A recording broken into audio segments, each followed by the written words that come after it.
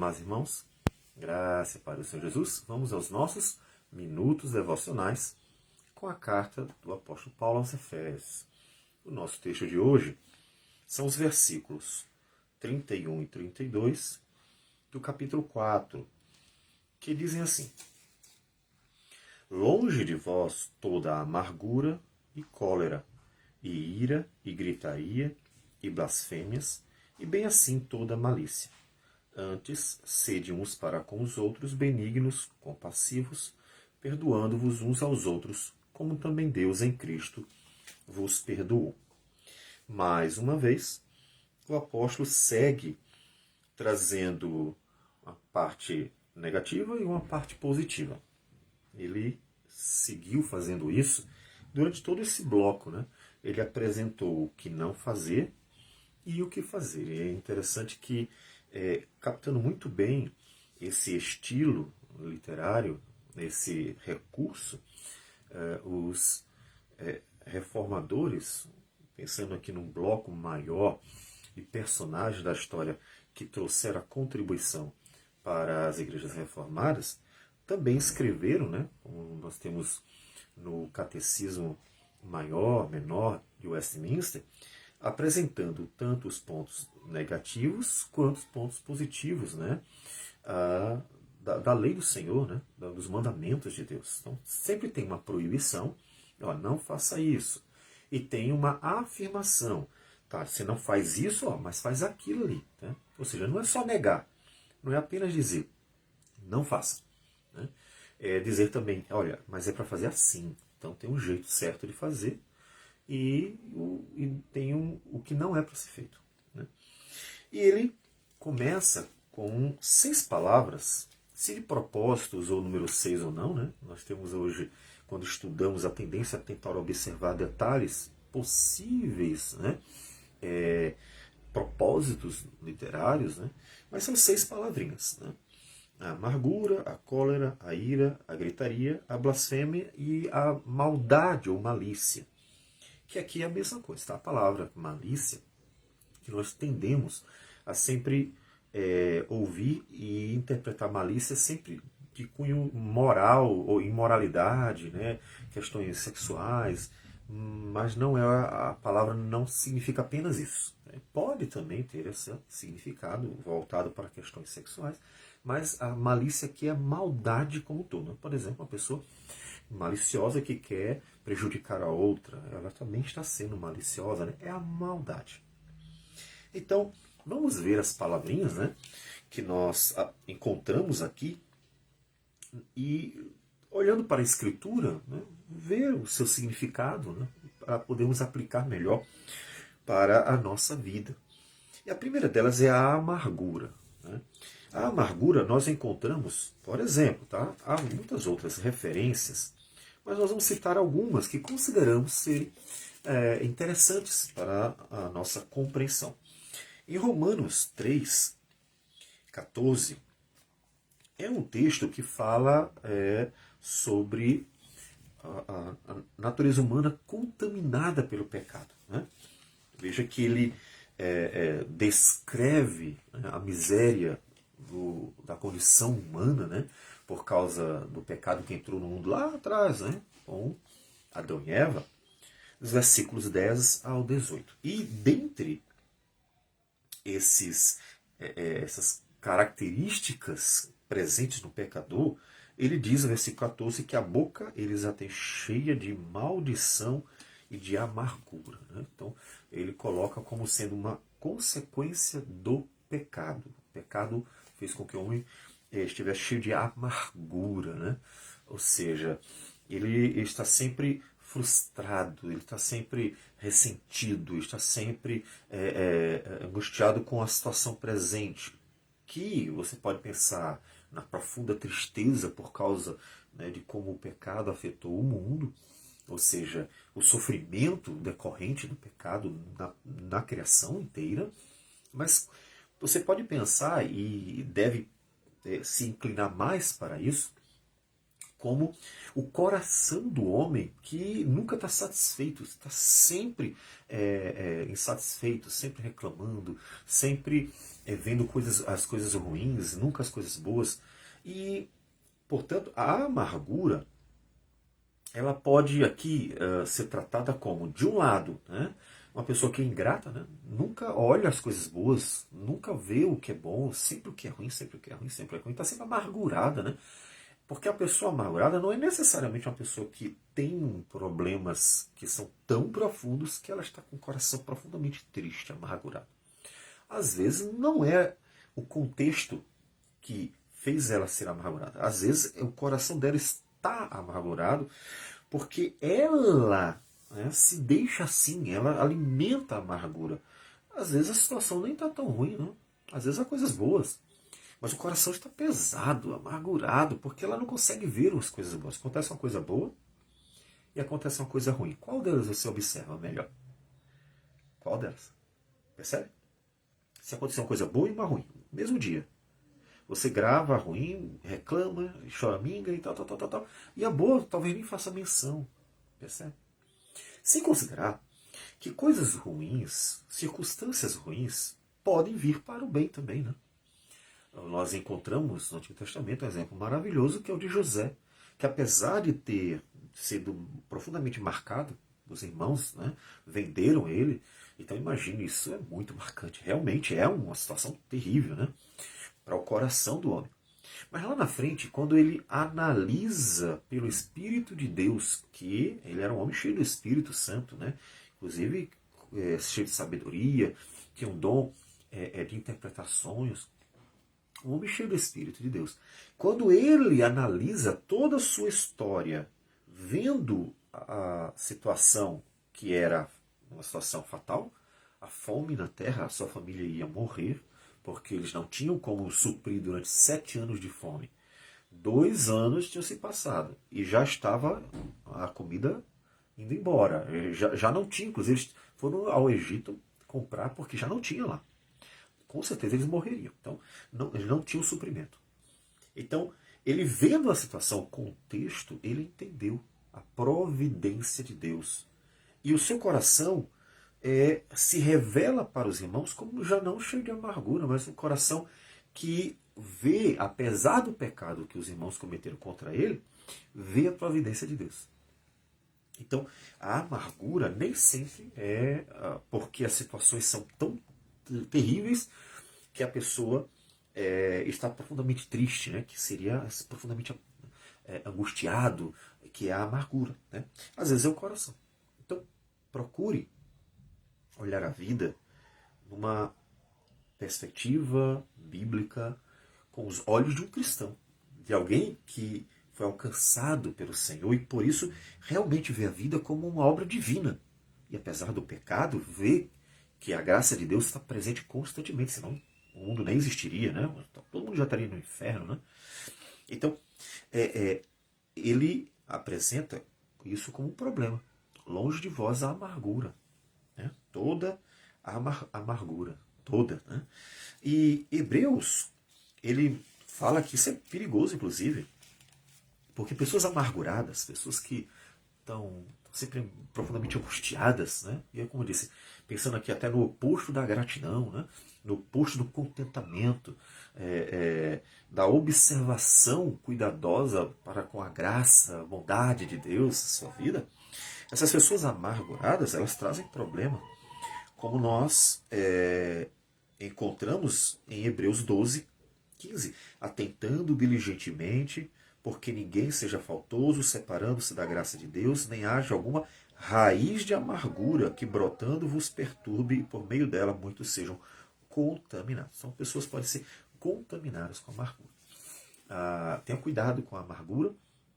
Pessoas vivem num aparente quadro de depressão e às vezes é amargura. Né? Aquela pessoa, ela parece estar com um problema de saúde, mas na verdade ela está com um problema dentro do seu coração que não vai ser o remédio que vai curar. Por que não vai? Porque é a amargura, né? É um pecado, é um problema moral ela precisa se livrar da amargura, ela precisa parar de olhar só as coisas ruins da vida, né? Parar de olhar só o que é mal, parar de ser tão, inclusive, ingrata, né? Para com Deus, que apesar de nos permitir passar por coisas ruins, tem nos abençoado muitas vezes. Ajuda até, às vezes, a ver que tem gente em situações muito piores, né? Isso ajuda. Então, o primeiro ponto que ele coloca é: longe de vós toda a amargura. Uma coisa que é interessante, apesar de eu estar mencionando a palavra e enfatizando sempre numa relação com Deus, porque o pecado entre os homens sempre tem um problema relacionado a Deus, né? A sua relação com Deus afeta a sua relação com o próximo. Mas aqui a ênfase que nós vemos no versículo 31 é em relação ao outro, né? Principalmente dentro da igreja. Claro que não só dentro dela, né? Porque a igreja é para viver como um modelo do mundo. Mas a ênfase é a relação com o próximo. Por que a gente pode dizer isso? Porque o versículo 32 que veremos, que é a oposição, lembra? É a parte negativa, parte positiva. O versículo 32, que é a parte positiva, ele é evidente. É uma relação, uma referência à relação para com o próximo, né? Principalmente com o cristão, dentro da igreja. Então, isso nos ajuda a compreender qual é a aplicação que o apóstolo Paulo, imediata pelo menos, que ele quer. É na relação para com o outro. Né? Então, longe de vós toda amargura na relação para com o outro. E cólera. Né? Um texto que eu escolhi para dar exemplo, né, é o texto de Gênesis 49, versículos 5 e 6. Esse texto é o texto da profecia, a bênção profética de Jacó para seus filhos. Né? E ele fala sobre cada filho. Dos seus 12 filhos, cada um deles recebe uma bênção. Né? E quando chega no versículo 5, ele se refere, né, a Simeão e Levi. Ele diz: Simeão e Levi são irmãos, as suas espadas são instrumentos de violência. E essa referência aqui, a espadas como instrumento de violência, com o versículo 6 ele diz: no seu conselho não entre a minha alma, com o seu agrupamento minha glória não se ajunte, porque no seu furor é a palavra cólera. Tá?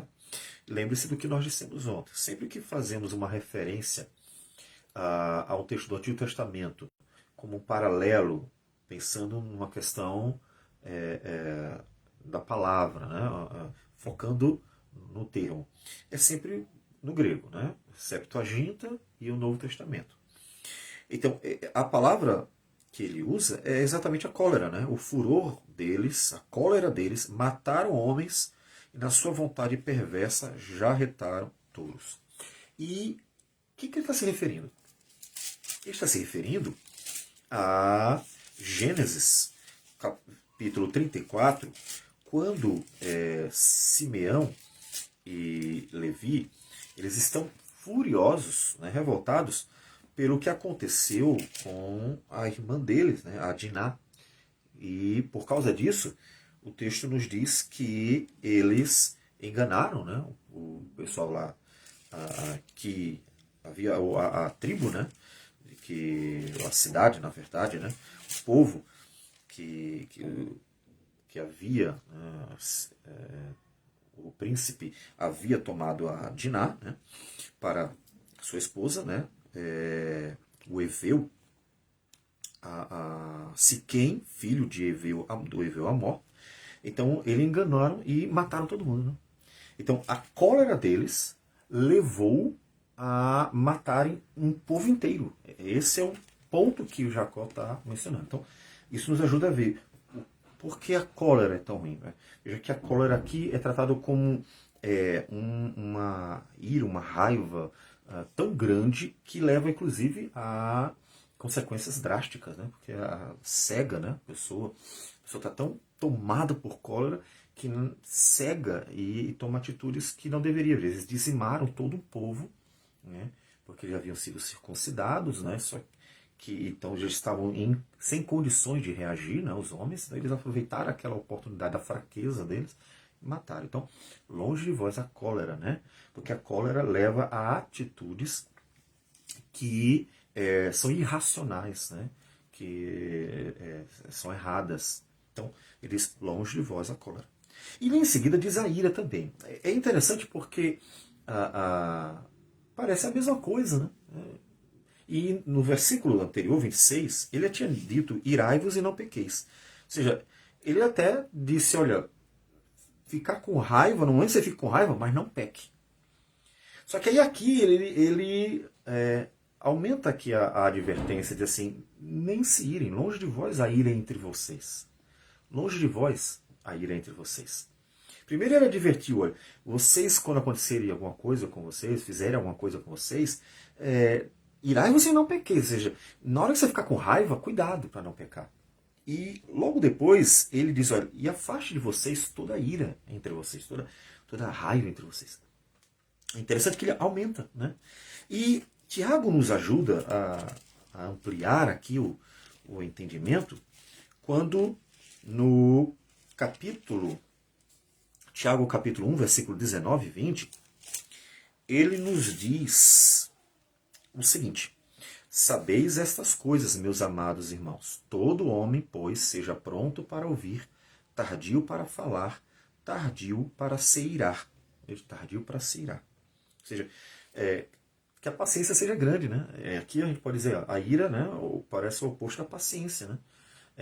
A pessoa demore para ficar com raiva, né? Demore, ou seja, tenha longanimidade, tenha paciência. Ou seja, demora para a pessoa, depois de tanta encheção de saco, né, ela ficar com raiva. Então, tardio para se irar. E aqui vem o ponto principal. Ele diz, porque a ira do homem não produz a justiça de Deus. Né? O homem, na sua ira, ele toma atitudes, normalmente. E as suas atitudes não produzem a justiça de Deus. Então, quando o homem procede de acordo com a ira dele para com a situação, diante do contexto, não significa que ele necessariamente esteja agindo de acordo com a justiça.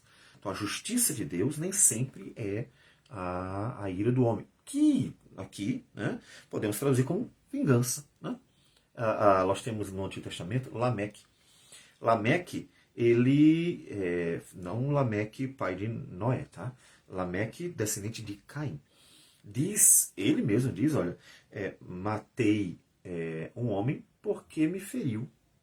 Então, ele mata, né, na verdade, dois homens. Né? Então, ele mata um homem porque o feriu e o outro porque o pisou.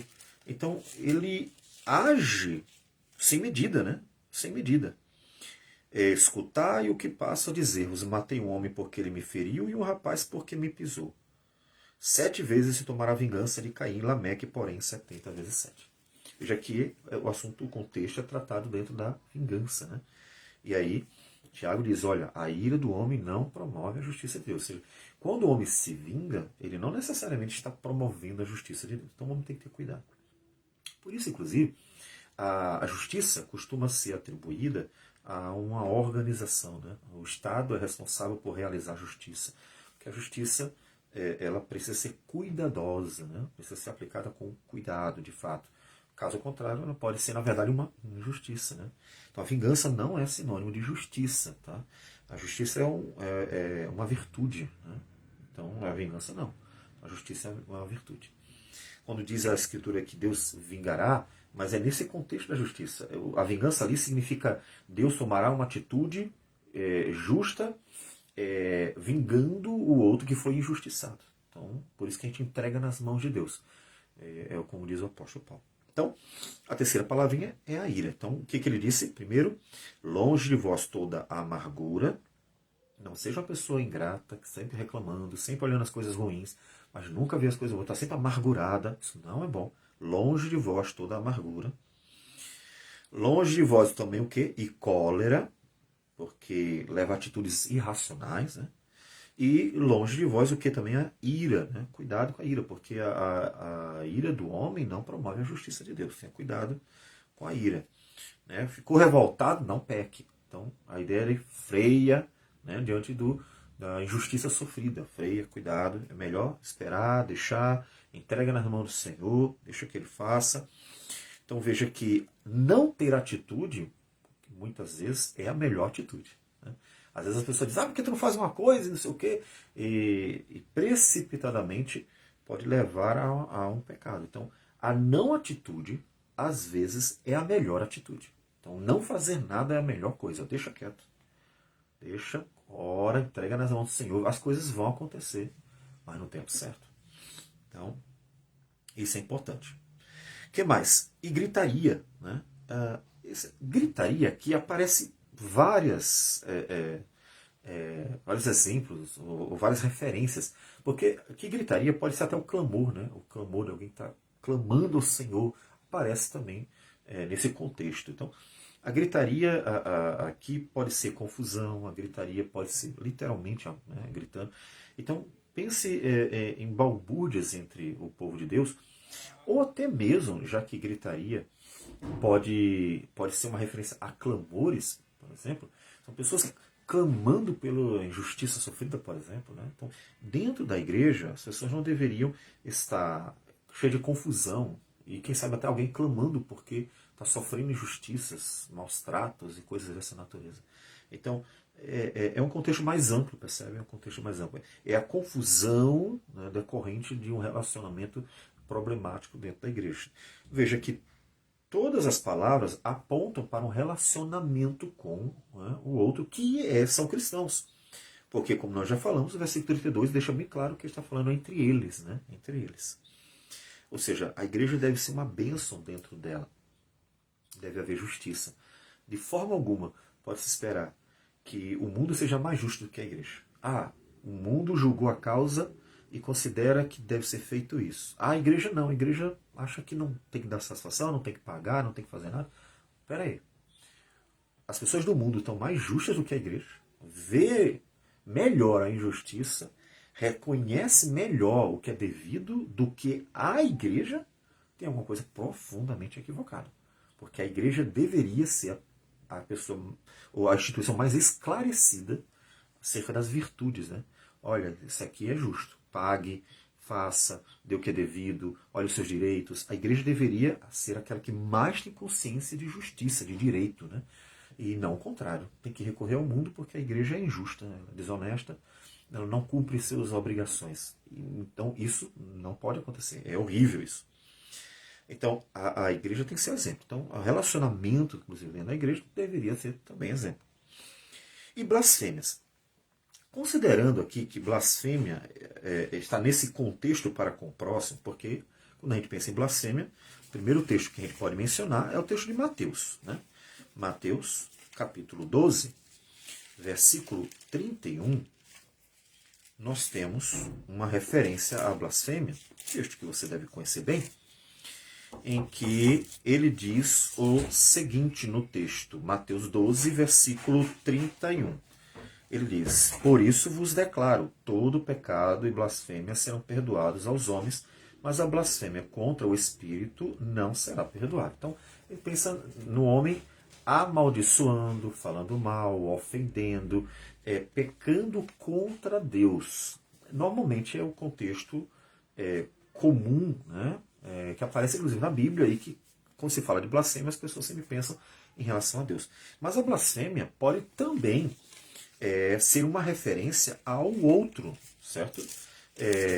No sentido de palavras de maldição, palavras ofensas, até poderia dizer, até palavrões, né? Maldições, palavrões. Judas, no versículo 9, né? O livro, né, de Judas, versículo 9, penúltimo livro da Bíblia, ele diz assim, contudo, o arcanjo Miguel, quando contendia com o diabo e disputava a respeito do corpo de Moisés, não se atreveu a proferir juízo infamatório contra ele. Essa expressão, proferir juízo infamatório contra ele, é blasfêmia. Em outras palavras, seria assim, olha, o arcanjo Miguel não blasfemou contra o diabo. Que estranho, né? Mas essa é a expressão. O arcanjo Miguel não blasfemou contra o diabo. É interessante, porque a ideia dele é que ele não trouxe um juízo dele, uma ofensa dele para com o diabo. Antes ele diz, pelo contrário disso, o Senhor te repreenda. Né? Ele colocou para Deus, não dele mesmo.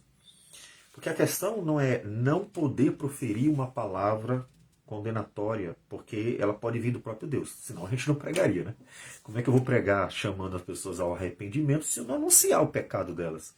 Como é que eu vou dizer às pessoas que, se não confessarem a Cristo, vão para o inferno, se eu não disser que elas estão no pecado e que elas estão indo ao inferno por causa, né, dos seus pecados? Então, a questão é não proferir, né, as ofensas, né, maldições que venham da pessoa. Não é uma questão de pregar a palavra, é uma questão de trazer palavras ofensivas, palavras, né, que venham tão somente de daquele coração, né, querendo agredir o outro. Então, a blasfêmia aqui, provavelmente, né, não é uma referência para com Deus. Até porque seria bastante estranho, né, que na verdade, Paulo estivesse dizendo para a igreja, olha, você não blasfeme contra Deus. Eu acho que talvez esse ponto seria tão óbvio que não seria necessário falar, né?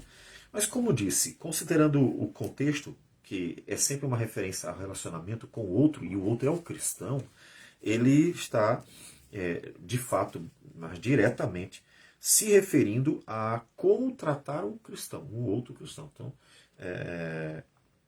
como entre eles deve ser o relacionamento, né? O tratamento. Então, que não haja blasfêmias, né? Maldições. Né? Veja, amargura, cólera, ira, gritaria e maldições. Percebe que as palavras estão todas muito bem relacionadas, como se até o momento fosse um só, né? Aquele momento de confusão, de raiva, de pessoas se pegando ali, e aí a ira, a raiva, a pancadaria, a amargura, as maldições. Então, percebe? Então, até o mesmo um momento pode ter todas essas coisas. Né? Então ele está dizendo, longe de vocês isso, tá? Essas confusões que talvez vocês vejam no mundo, longe de vocês isso, tá? Esse tipo de confusão. E a última palavra, são 6, como eu disse, é malícia, que, como eu já disse antes, malícia é maldade. Tá? Não é só no sentido da moral ou imoral, questão de ordem sexual. Não. Aqui, considerando todas as outras palavras, provavelmente ele está se referindo à maldade mesmo. Né? Então, por exemplo, né? Vamos ver algumas referências. Gênesis, logo no início, ele tem, né? Gênesis 6:5, ele diz, viu o Senhor que a maldade do homem se havia multiplicado na terra e que era continuamente mal todo o desígnio do seu coração. É o termo malícia, é a maldade do homem sobre a terra. E aí você pensa em uma pessoa sendo má com a outra, a violência, né? Tudo isso é maldade, tá certo? Nós temos ainda, como disse, há muitas referências às vezes e a gente tem que selecionar alguma, né? E Jeremias 1, versículo 16, ele diz, pronunciarei contra os moradores destas as minhas sentenças por causa de toda a malícia deles. A maldade de Israel. Ele está anunciando a queda de Jerusalém por meio do profeta Jeremias por causa da maldade do povo. Né? O povo mau, o povo perverso. Né? Maldade. E você vê como o termo maldade pode ser bastante genérico, né? Ou seja, algo ruim, quando em Mateus capítulo 6, versículo 34, Jesus diz, basta ao dia o seu próprio mal. É a mesma palavra, maldade. Ou seja, basta que cada dia a gente sofra os males de um mundo, né, embaixo do pecado. Né? Então é a maldade. Então veja que longe de vós tudo que é mal. Toda maldade. Longe de vós toda maldade. Em Atos 8:22, ele chama também de maldade quando Atos 8:22, quando o Pedro e João estão pregando, né? E o Simão, ele tenta comprar o dom do Espírito, e no versículo 22, eles então dizem, arrepende depois da tua maldade. Qual foi a maldade dele? Foi tentar comprar o dom do Espírito. Então, veja como é bem abrangente, né? Longe de vós toda maldade. Não só a maldade no sentido de planejar o mal contra o outro, querer o mal do outro, ou malícia no sentido de algo imoral, a maldade como um todo, tudo que é ruim. Né? É um termo bastante abrangente. Como nós estamos num texto que está sempre se referindo ao relacionamento, então longe de vocês tudo que é fazer o mal, não faça o mal ao outro. O cristão não faz o mal ao outro.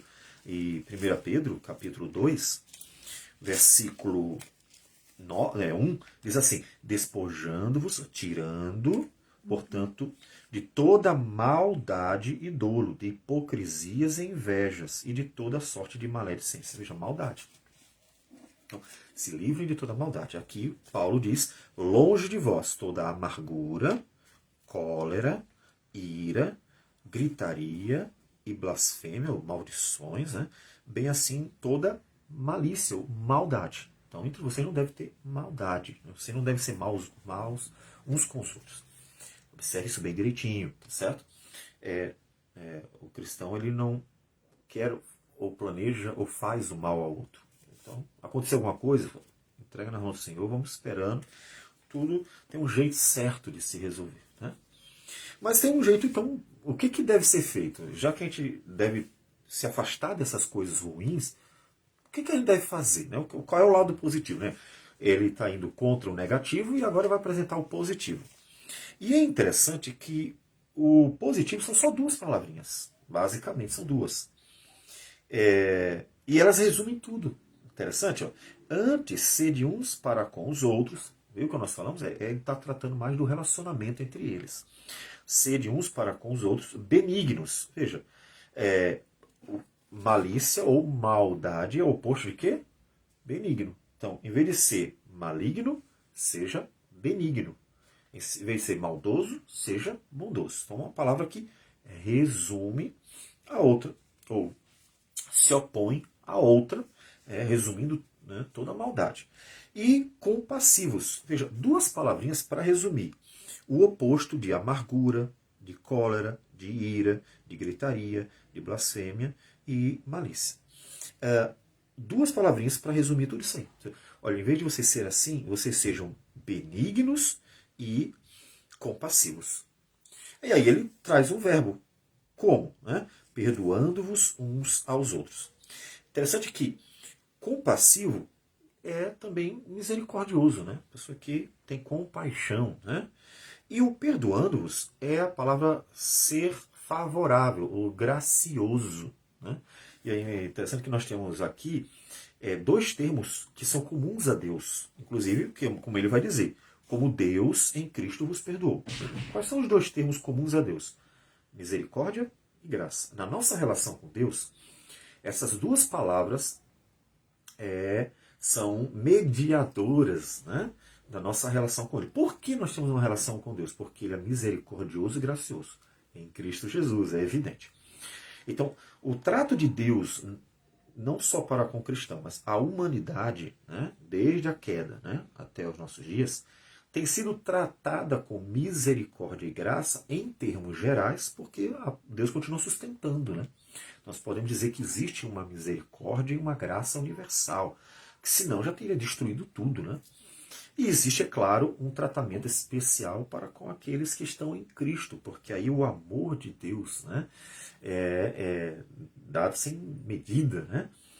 Mas veja que ele pega a misericórdia e a graça, né, e diz, olha, do jeito que Deus foi com vocês, do jeito que Deus tratou vocês, tratem vocês uns aos outros também. Então, observe que a igreja é apresentada como alguém, ou como uma organização, o corpo de Cristo, né, como sendo exemplar, né, bênção. Não são perfeitos, mas é de fato um modelo para o mundo, né, um povo cheio de graça e misericórdia.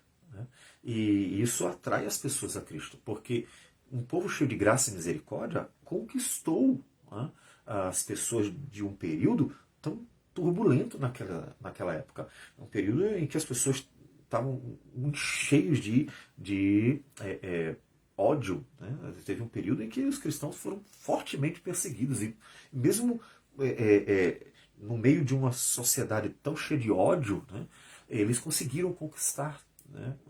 Conduzindo pessoas a Cristo por meio da graça e da misericórdia que eles demonstraram. Né? Então, a igreja como sendo essa bênção, né? A igreja refletindo a beleza da graça e da misericórdia de Deus no seu dia a dia. Então, quando você pensar em relacionamento, pense em como Deus os trata. Essa é sempre a referência. Imitadores de Deus. Como é que Deus trata? Como é que Deus age? E isso é o padrão. Se você não sabe como agir, olhe para Deus. Eu não sei o que fazer, eu não sei como fazer nessa situação, eu não sei como proceder. Então, até mesmo se você quiser, antes de pedir sabedoria ao Espírito Santo, ou pedindo no mesmo tempo sabedoria ao Espírito de Deus, como ele prometeu dar, para tomarmos decisões na vida, você já olhe para ele. Espera aí, mas Jesus é o modelo. Então, olhe e verá que ele é cheio de graça e misericórdia. E aí o nosso procedimento é um procedimento que imita ao Senhor, cheio de graça e misericórdia. Entregando nas mãos do Senhor, esperando, pedindo sabedoria, e assim vai. Né? Tem toda uma direção que Deus vai dando para que ele seja glorificado. Aí veja, a igreja, então, reflete a glória de Deus no mundo que jaz no maligno. Por isso que eu disse, você não pode esperar que o mundo seja melhor que a igreja. Se o mundo for melhor que a igreja, você percebe? Significa que o negócio está terrível. Né? Olha, o mundo está até melhor do que a igreja, então o negócio está muito ruim. Né? Porque a igreja, ela sempre será uma instituição divina, né? E ela reflete a glória de Deus. Então ela tem que ser sempre melhor que o mundo, né? Tem que ser uma bênção de fato. Então, que você seja uma bênção, né, nos seus relacionamentos, aqui mais especificamente dentro da igreja, mas é claro que em geral, para que Deus seja glorificado na graça e na misericórdia para com o outro também. Vamos orar ao Senhor.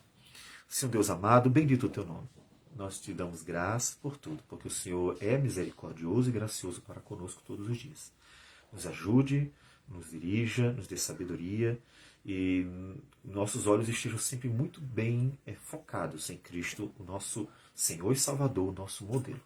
Receba a nossa oração, nossa gratidão por tudo, e tudo em nome de Jesus. Amém, Senhor. Deus abençoe a todos e tenham um bom dia.